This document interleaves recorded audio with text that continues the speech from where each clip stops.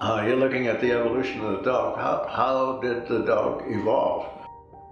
And it's usually the question put to you is, when did man first domesticate the dog? Which is kind of silly because they didn't.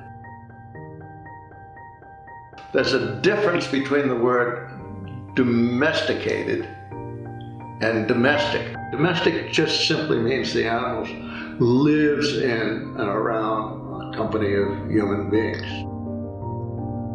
And all of a sudden, somewhere along the line, human beings find out that it's easier to fence them in than fencing them out.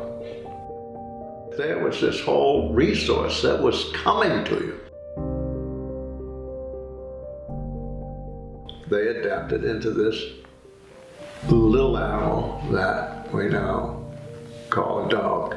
Dogs certainly have been domesticated in a way no other animal has. Dogs are very complicated, emotional, sentient creatures.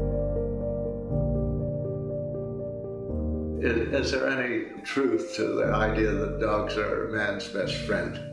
And the answer to that is, of course, that's a commercial idea.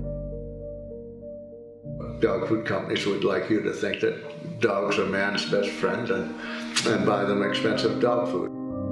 And veterinarians who collect over $12 billion a year. That's strictly, developed countries where there's a surplus of money.